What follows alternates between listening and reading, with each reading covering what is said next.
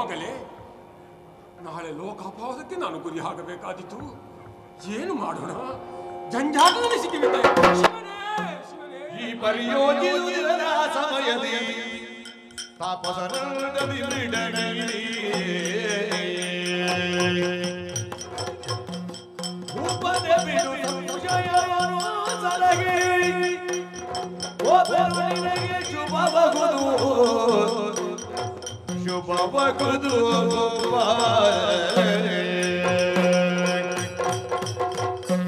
ಮಹಾರಾಜ ಕೇತಕಿ ವರ್ಮ.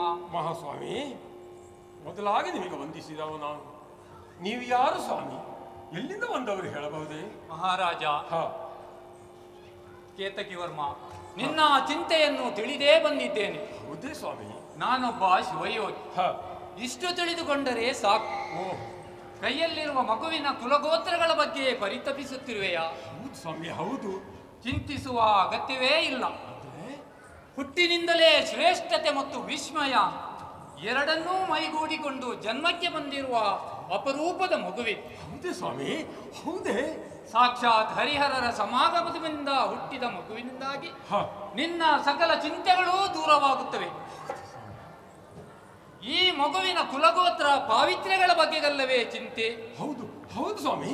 ಪ್ರಪಂಚದಲ್ಲಿ ಅತಿ ಪವಿತ್ರವೂ ಅಗವಿನಾಶಿನಿ ಎಂದು ಕೊಂಡಾಡಲ್ಪಟ್ಟ ಯಾವ ತ್ರಿಪಥಗಾಮಿನಿ ಗಂಗೆ ಇದ್ದಾಳು, ಅಂತಹ ಭಾಗೀರಥಿಗೆ ಜನ್ಮ ಕೊಟ್ಟ ಪಾವನ ಚರಣಗಳೊಡೆಯ ಚಿನ್ಮಯ ಮೂರ್ತಿ ಶ್ರೀಹರಿ ಮತ್ತು ಅದೇ ಭಾಗೀರಥಿಯನ್ನು ತಲೆಯಲ್ಲಿ ಹೊತ್ತುಕೊಂಡು ಗಂಗಾಧರನೆಂದು ಖ್ಯಾತನಾದ ಮೃತ್ಯುಂಜಯ ಹರ, ಆ ಹರಿಹರರ ಸಮಾಗಮದಿಂದ ಸಂಜನಿಸಿದ ದಿವ್ಯ ತೇಜಸ್ಸಿನ ಮಗುವಿದೆ ಸ್ವಾಮಿ.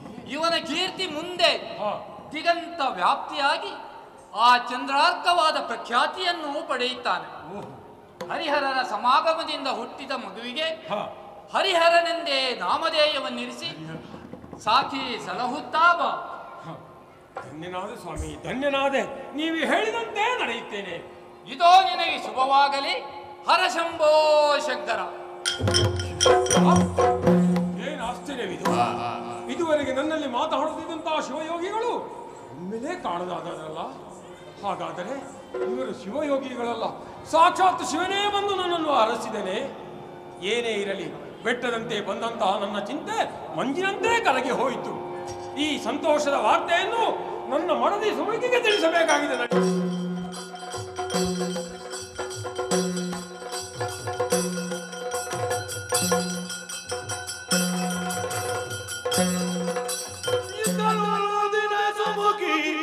ಹರುಷದಿ ಕೃತಿವಾಸನ ದಯದಿ ಸುಮುಖಿ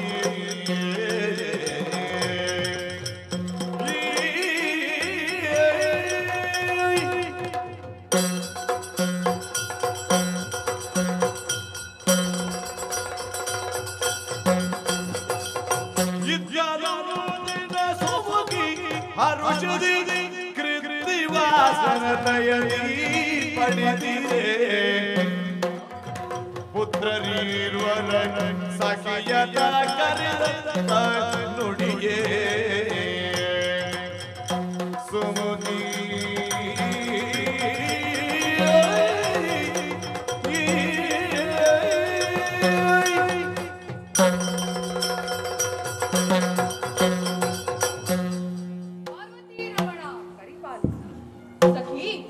ಪ್ರಪಂಚದಲ್ಲಿ ಸುಖ ದುಃಖಗಳು ರಾತ್ರಿ ಹಗಲಿನಂತೆ ಒಂದರ ಹಿಂದೊಂದು ಬರುತ್ತಲೇ ಇರುತ್ತದೆ.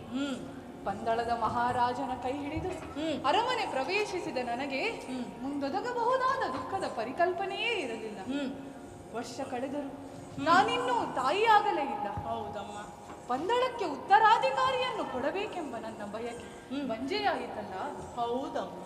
ಇನ್ನು ಈ ಚಿಂತೆ ನನ್ನಲ್ಲಿ ಶಾಶ್ವತವಾಗಿ ಉಳಿಯಿತೆಂದು ಕಂಡ ದೇವರಿಗೆ ಕೈ ಮುಗಿದು ಕಣ್ಣೀರು ಬತ್ತಿ ಭರವಸೆ ಬರಿದಾಗಿ ಮಡುಗಟ್ಟಿದ ದುಃಖದ ಬೇಗೆಯಲ್ಲಿ ಬೇಯುತ್ತಿರುವಾಗ ಸಂತೋಷದ ಕೋಲ್ಮೀಂಚಿನಂತೆ ಕಾಡಿನಲ್ಲಿ ಸಿಕ್ಕ ಮಗು ಹರಿಹರನನ್ನು ನನ್ನ ಅರಸ ಕರೆದುಕೊಂಡು ಬಂದರಲ್ಲ. ಹೌದಮ್ಮ.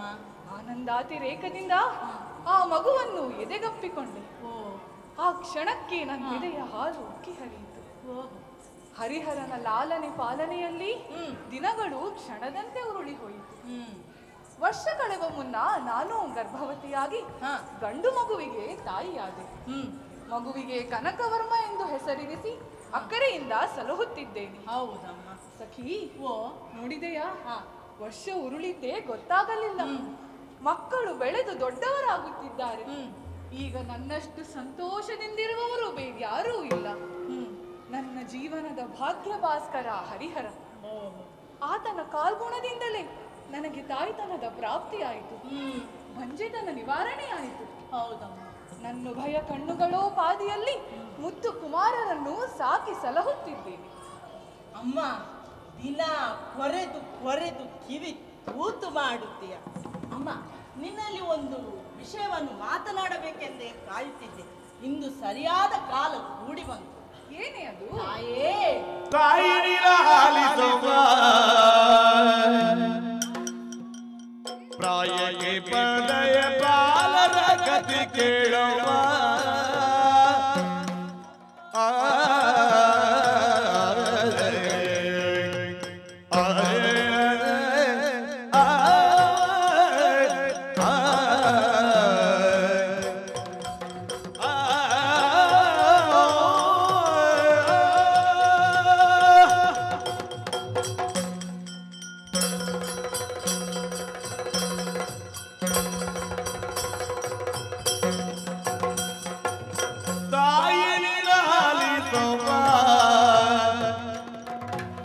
ಪ್ರಾಯಕ್ಕೆ ಪಡೆದ ಬಾಲರ ಕಥೆ ಕೇಳುವ ಮಾಯದ ನುಡಿಯಲ್ಲ ತೋಯ ಜಾಗ ಸತ್ಯ ಮಾಯದ ನುಡಿಯಲ್ಲ ತೋಯ ಜಾಗ ಸತ್ಯ ಬಾಯಬಡುಗಳೆಂದು ತಿಳಿಯದೆ ನೀಡಿದ್ದು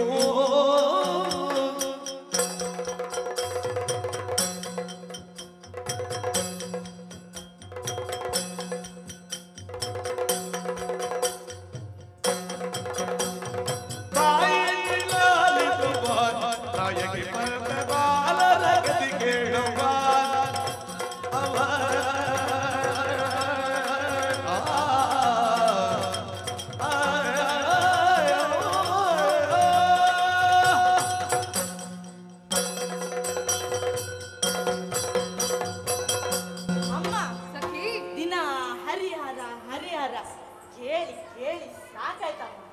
ಅಲ್ಲ, ನಾನು ಹರಿಹರನನ್ನು ಹೊಗಳಿದರೆ ನಿನಗೇನು ಹೊಟ್ಟೆ ಉರಿ? ಅಲ್ಲಮ್ಮ, ಇದು ಉರಿಯಲ್ಲ, ಹೊಟ್ಟೆಯ ಸಂಕಟ.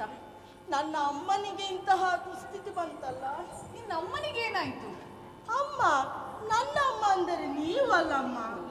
ನನ್ನ ಹೆತ್ತ ಅವ್ವಗಿಂತಲೂ ನನಗೆ ನಿಮ್ಮಲ್ಲಿ ಹೆಚ್ಚಿನ ಮಮಕಾರವಲ್ಲವೇ ತಾಯೇ? ಅದು ಸರಿ, ಈಗ ಅಳುವುದಕ್ಕೇನಾಯ್ತೆ? ಅಮ್ಮ, ಇದು ಬರೀ ಅಳುವಲ್ಲವಮ್ಮ. ನಿಮಗೆ ಒದಗಬಹುದಾದಂತಹ ದುರಾವಸ್ಥೆಯನ್ನು ಎಣಿಸಿಕೊಂಡು ನನ್ನ ಕರುಳು ಹಿಚಿಕಿದ ಹಾಗಾಗುತ್ತಿದೆ ಅಮ್ಮ. ಅಮ್ಮ, ಇದು ಬರೀ ಕಣ್ಣೀರಲ್ಲಮ್ಮ, ರಕ್ತ ರಕ್ತ ಕಣ್ಣೀರಮ್ಮ. ಈಗ ಅಂಥದ್ದೇನಾಯ್ತೆ ನಿನಗೆ? ಅಮ್ಮ, ನನಗೆ ಏನೇ ಆಗುತ್ತಿದ್ದರೂ ತೊಂದರೆ ಇಲ್ಲ. ನಾನೊಂದು ಬೀದಿ ಬಸವಿಯ ಹಾಗೆ. ನಾನೇ ಸಾಯುತ್ತಿದ್ದರೂ ನನಗೇನು ದುಃಖವಿಲ್ಲ. ಆದರೆ ನಿನಗೆ ಹೀಗಾಗುತ್ತಲ್ಲ ತಾಯೇ. ಏ ದುರ್ಮುಖಿ, ಏನು ಹೇಳಬೇಕೋ ನೇರವಾಗಿ ಹೇಳು. ಅಮ್ಮ, ಆ ಕಾಡಿನಲ್ಲಿ ಸಿಕ್ಕ ಮಗುವನ್ನು ನೀವು ಲೆಕ್ಕಕ್ಕಿಂತ ಹೆಚ್ಚಾಗಿ ಮುದ್ದು ಮಾಡುತ್ತೀರಮ್ಮ. ಅಲ್ಲವೇ, ತಾಯಿ ಮಗುವನ್ನು ಪ್ರೀತಿಸುವುದು ಹೆಚ್ಚೇಗೆ ಆಗುತ್ತದೆ? ಅದೇ, ಇದು ಹೆಚ್ಚಲ್ಲವಮ್ಮ, ಇದು ಹುಚ್ಚು. ಹರಿಹರನೇನು ನೀವು ಹೆತ್ತ ಮಗನೇ? ಅಲ್ಲಮ್ಮ, ಮಕ್ಕಳು ಇನ್ನು ಎಳೆ ಮಕ್ಕಳಲ್ಲ, ದೊಡ್ಡವರಾಗುತ್ತಿದ್ದಾರೆ. ಹರಿಹರನನ್ನು ಹಿರಿಯ ಮಗನೆಂದು ತಲೆ ಮೇಲೆ ಇತ್ತು ತುಂಬಿ ತುಂಬಿ ನಡೀತಿರಲ್ಲ ನೋಡಿ. ನಾಳೆಯ ದಿನ ಅವನೇ ನಿಮ್ಮ ತಲೆಗೆ ಕಲ್ಲು ಚಪ್ಪಡಿ ಎಳೆಯುತ್ತಾನೆ. ಆಮೇಲೆ ಬೀದಿಯೇ ಗತಿಯಾಗುತ್ತದೆ. ಹೌದು ತಾಯೇ. ಏನು ಹೇಳುತ್ತಿದ್ದೀಯ ನೀನು? ಹೌದಮ್ಮ, ನಿಮ್ಮ ಪ್ರೀತಿ ವಾತ್ಸಲ್ಯದಿಂದ ನಿಮ್ಮ ಸ್ವಂತ ಮಗನಿಗೆ ಅನ್ಯಾಯ ಮಾಡುತ್ತಿರಲ್ಲ. ಇನ್ನು ಕೆಲವೇ ದಿನಗಳಲ್ಲಿ ಅರಸರು ಅವನಿಗೆ, ಯಾರಿಗೆ? ಹರಿಹರನಿಗೆ ಯುವರಾಜ ಪಟ್ಟವನ್ನು ಕಟ್ಟುತ್ತಾರೆ. ಅಲ್ಲವೇ? ಅವನಿಗಲ್ಲದೆ ಮತ್ಯಾರಿಗೆ ಯುವರಾಜ ಪಟ್ಟ? ಮುಂದೆ ಈ ನಾಡಿಗೆ ಅರಸ. ಇಂದಿನ ಯುವರಾಜನೇ ನಾಳೆಯ ಅರಸ, ಇದು ಲೋಕರೂಢಿ ಅಲ್ಲವೇ? ಅವನೇ. ಮತ್ತೆ ನಿಮ್ಮ ಹೊಟ್ಟೆಯಲ್ಲಿ ಹುಟ್ಟಿದ ಸ್ವಂತ ಮಗನಿಗೆ ಏನು ಚಟ್ಟವ? ಅಮ್ಮ, ಇಲ್ಲಿ ಬನ್ನಿ. ನಿಮ್ಮ ತಲೆಯಲ್ಲಿ ಏನಿದೆ? ಬೂದಿಯ? ಬರಿದೇ ನಿಮ್ಮ ಆದರ್ಶವಾದದಿಂದ ನಿಮ್ಮ ಸ್ವಂತ ಮಗನಿಗೆ ಅನ್ಯಾಯ ಮಾಡುತ್ತೀರಲ್ಲ ತಾಯೇ. ನೋಡಿ, ನಾಳೆಯ ದಿನ ಅವನೇ ಏನು ನೀವೇ ಬೀದಿಗೆ ಬಿದ್ದರೂ ಆಶ್ಚರ್ಯವೇನಿಲ್ಲ. ಹರಿಹರ ಏನಾದರೂ ಅರಸನಾದರೆ ನಿಮ್ಮ ಕೈಗೆ ಎರಟೆ ಕೋಲೆ ಗತಿ. ಅದು ಯಾಕೆ? ಬೇಡಿತ್ತು ಎನ್ನುವುದಕ್ಕೆ. ಏ ಅಂತರ್ಪಿಶಾಚಿ, ಹೇಗಿದೆ ಮೈಗೆ? ಗಳಹಬೇಡ ನೀನು. ಬಾಲಕರಳು ಹಳೆಯ ವೈಷಮ್ಯವಿಂದು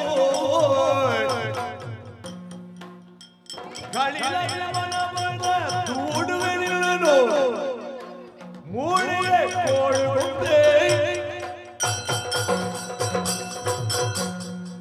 ಏ ಕೆಟ್ಟವಳೆ, ಮಾತಿಗೆ ಅವಕಾಶ ಕೊಟ್ಟಾಕ್ಷಣಕ್ಕೆ ಬಾಯಿಗೆ ಬಂದಂತೆ ಮಾತನಾಡಬೇಡ.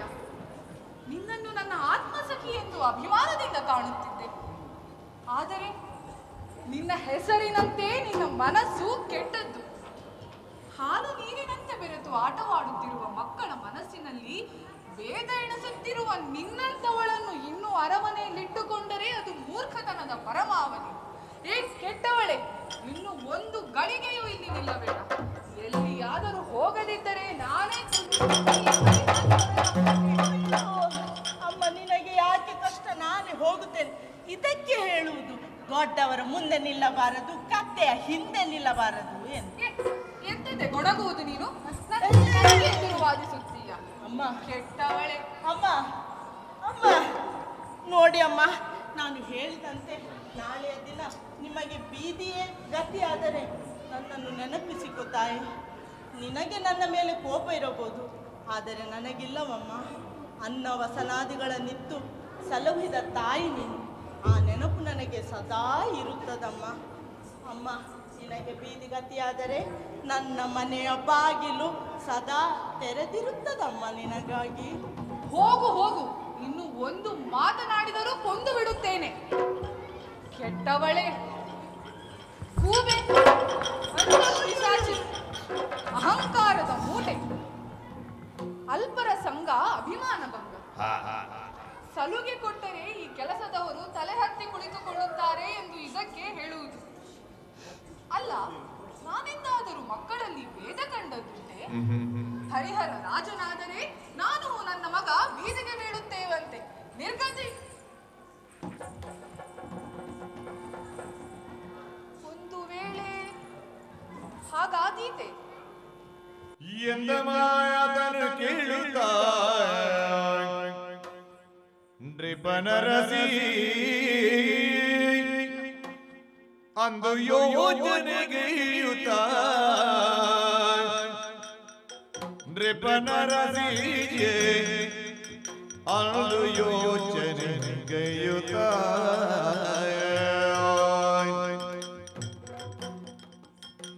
ಯದು ನಿರ್ಣಯ ಮಾತಿದು ಸತ್ಯವದು ಒಂದು ಪಾಯವ ಬೇಡದು ಸತ್ಯ ಜಿಂದು ನಿರ್ಣಯ ಮಾತಿದು ಸತ್ಯವದು ಒಂದು ಪಾಯವ ಬೇಡದು ಸಖಿ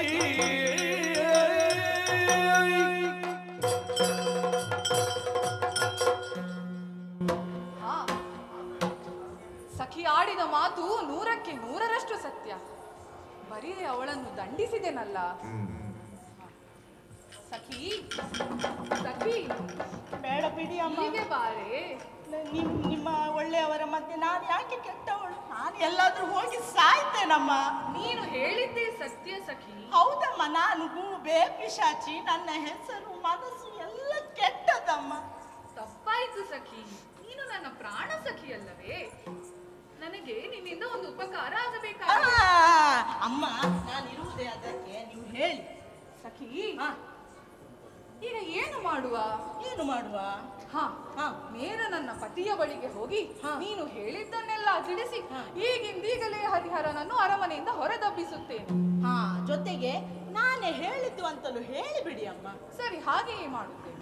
ಹೇಗೆ ಮಾಡುತ್ತೇನೆ ಎಂತದಮ್ಮ, ನೀವು ಹೋಗಿ ನಿಮ್ಮ ಪತಿ ಹತ್ರ ಹಾಗೆ ಹೇಳಿದರೆ ಅರಸರು ನಮಗೆ, ನಾವು ಹರಿಹರನಿಗೆ ಏನು ಮಾಡಬೇಕು ಅರಸರು ಅದನ್ನು ನಮಗೆ ಮಾಡುತ್ತಾರೆ. ಆಮೇಲೆ ಶಿವಪ್ಪ ಕಾಯೋ ತಂದೆ, ಮೂರು ಲೋಕ ಸ್ವಾಮಿ ಇದೆ ಗತಿಯಮ್ಮ. ಅಲ್ಲವೇ, ಮತ್ತೆ ಈ ಸಂಕಷ್ಟದಿಂದ ಹೊರಬರುವುದಾದರೂ ಹೇಗೆ? ಅಮ್ಮ ಇಲ್ಲಿ ನನಗೆ ಸ್ವಲ್ಪ ಯೋಚನೆಗೆ ಸಮಯ ಕೊಡಿ.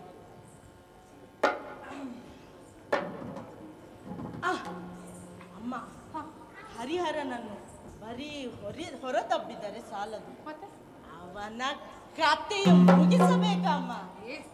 ಎಷ್ಟಾದರೂ ಸಣ್ಣ ಮಗುವಲ್ಲವೇ? ನೋಡಿ ಅಮ್ಮ, ಅವನು ಹೊರಗೆ ಹೋದರೂ ಅವನಿಗೆ ಪ್ರಜೆಗಳ ಅನುರಾಗ ಉಂಟು, ಅರಸನಾಗುವುದು ತಪ್ಪಲಿಕ್ಕಿಲ್ಲ. ಆದ್ದರಿಂದ ಕೊಲ್ಲಿಸುವುದು ಒಂದೇ ದಾರಿ ಅಮ್ಮ. ಯಾರಿಗಾದರೂ ಗೊತ್ತಾದರೆ? ಅಷ್ಟು ನನಗೆ ಗೊತ್ತಿಲ್ಲವಮ್ಮ, ಎಲ್ಲ ಗುಪ್ತವಾಗಿಯೇ ನಡೆಯುತ್ತದೆ. ನೋಡಿ ಅಮ್ಮ, ನನ್ನಲ್ಲಿ ಒಂದು ಉಪಾಯ ಉಂಟು, ನನಗೆ ಒಬ್ಬರ ಪರಿಚಯ ಉಂಟು.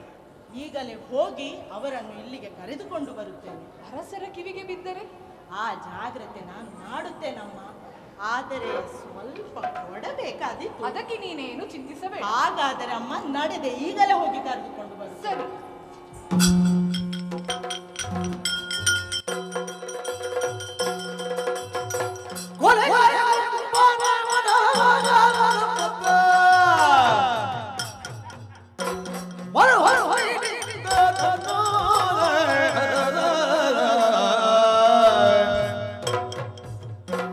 ನಿಲಯದೊಳಿ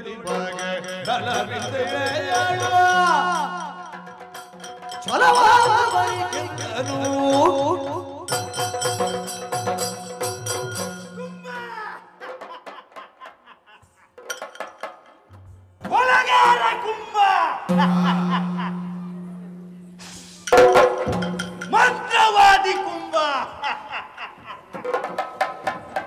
ಜೀವನದಲ್ಲಿ ಏನಾದರೂ ಸಾಧನೆ ಮಾಡಬೇಕು, ಯಾರನ್ನಾದರೂ ದೋಚಬೇಕು, ದುಡ್ಡಿಗಾಗಿ ಕೈಯೋ ಕಾಲೋ ಕತ್ತರಿಸಬೇಕು, ಅಗತ್ಯವಿದ್ರೆ ಕೊಲೆಯೂ ಮಾಡಬೇಕು. ಕೊಲೆಯನ್ನು ಮುಚ್ಚಿಡುವುದಕ್ಕೆ ಹೋಮಕುಂಡವೂ ತಯಾರು ಮಾಡಬೇಕು. ಏನು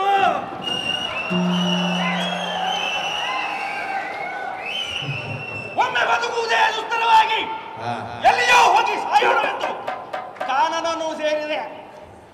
ಇನ್ನೇನು ಆತ್ಮಹತ್ಯೆ ಮಾಡಿಕೊಳ್ಳಬೇಕು ಎಂಬ ಕಾಲಕ್ಕೆ ಓಂ ನಮಃ ಶಿವಾಯ ಎಂಬ ಉದ್ಗಾರ ನೋಡಿದಾಗ ಯಾರೋ ಒಬ್ಬ ಮಹಾತ್ಮರು ನನ್ನನ್ನು ತಡೆದು ಸುಮ್ಮನೆ ಆತ್ಮಹತ್ಯೆ ಮಾಡಿಕೊಳ್ಳಬೇಡ, ನಿನ್ನಿಂದ ಮುಂದೆ ಘನ ಕಾರ್ಯವೊಂದು ಆಗಬೇಕು, ಮಾತ್ರವಲ್ಲ ನಿನಗೆ ಅರಸನಾಗುವ ಯೋಗ ಉಂಟು ಎಂಬ ಹಾಗೆ ಹೇಳಿದ್ರು.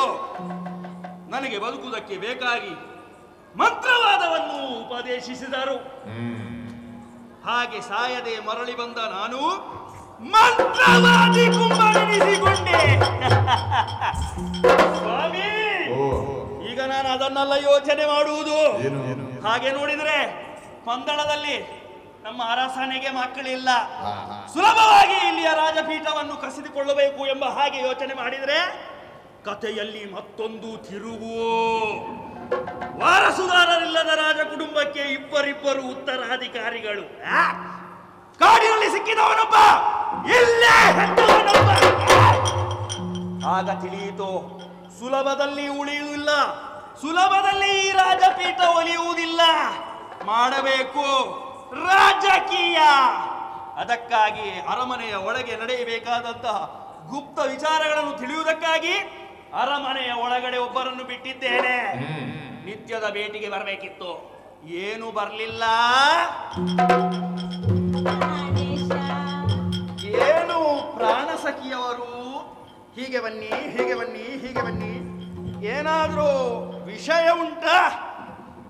ಮೊದಲು ನಮ್ಮ ಮದುವೆಯ ವಿಷಯ ಎಲ್ಲಿ ತನಕ ಬಂತು? ಅಯ್ಯೋ ಪ್ರಾರಬ್ಧವೇ, ಮೊದಲು ಹಿಡ್ದದ್ದೊಂದು ಕೆಲಸ ಆಗ್ಲಿ, ಆಮೇಲೆ ಮದುವೆ.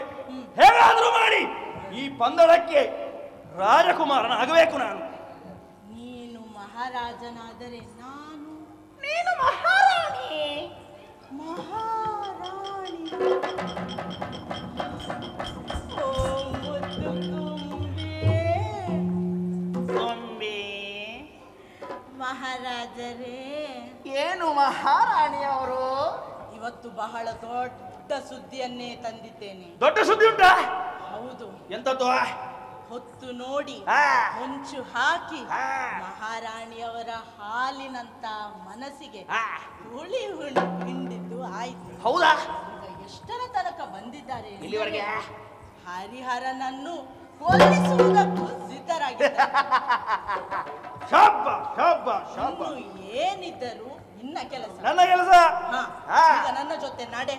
ಎಲ್ಲಿಗೆ? ಅರಮನೆಗೆ.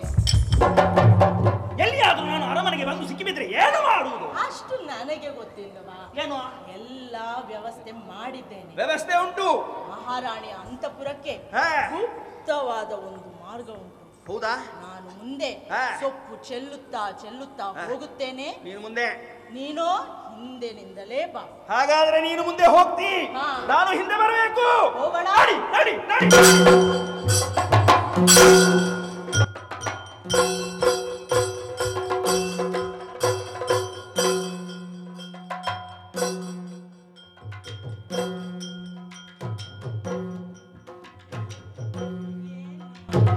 ಮಹಾರಾಜರೇ, ಏನು ಮಹಾರಾಣಿಯವರು?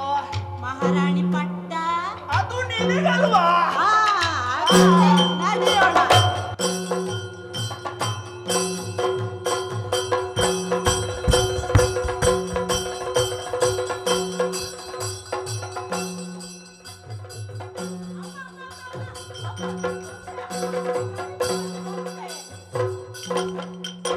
ಯಾರಿಗೂ ಗೊತ್ತಾಗ್ಲಿಲ್ಲ ಅಲ್ಲ? ಇಲ್ಲಮ್ಮ, ಯಾರಿಗೂ ಗೊತ್ತಾಗಲಿಲ್ಲ. ಎಲ್ಲ ವಿಷಯ ತಿಳಿಸಿದೆಯಾ? ಎಲ್ಲ ತಿಳಿಸಿದ್ದೇನೆ. ಯಾರಿಗೂ ಗೊತ್ತಾಗದ ಹಾಗೆ ಕಾಡಿಗೆ ಕರೆದುಕೊಂಡು ಹೋಗಿ ಹರಿಹರನ ತಲೆ ಕತ್ತರಿಸುವುದು. ಓ ಪುಣ್ಯಾತ್ಮ ವ್ಯಕ್ತಿ, ಸ್ವಲ್ಪ ಮೆತ್ತಗೆ ಮಾತನಾಡಿ. ಅರಮನೆಯ ಗೋಡೆಗಳಿಗೂ ಕಿವಿ ಇದೆ. ಅಮ್ಮ, ನೀವೇನು ಹೆದರಬೇಡಿ. ಯಾರಿಗೂ ಅನುಮಾನ ಬಾರದ ರೀತಿಯಲ್ಲಿ ಮುಗಿಸುತ್ತೇವೆ. ನೀವಿನ್ನು ಪಟ್ಟದ ಚಿಂತೆ ಬಿಡಿ ಬಿಡಿ ಬಿಡಿ. ಅಂದರೆ ಅದಮ್ಮ, ಇನ್ನು ಪಟ್ಟ ನಿಮ್ಮ ಮಗನಿಗೆ ಅಂತ. ಓ ಹಾಗಾ? ಆ, ಅಷ್ಟು ಮಾತ್ರ ಅಲ್ಲ, ಈಗ ಕೆಲಸ ಮುಗಿಸಿಕೊಂಡು ಬಂದ್ರೆ ನಮಗೇನು? ಏನು ಏನು ಅಮ್ಮ, ಅಮ್ಮ, ಈ ಹಾರ ಈ ಹಾರ ನೀವು ಕೊಟ್ಟುಬಿಡಿ ಅಮ್ಮ. ನಾನು ಸಹಾಯ ಮಾಡುತ್ತೇನಮ್ಮ, ನಿಮಗೆ ಯಾಕೆ ಕಷ್ಟ? ಕೊಟ್ಟುಬಿಡಿ ಅಮ್ಮ.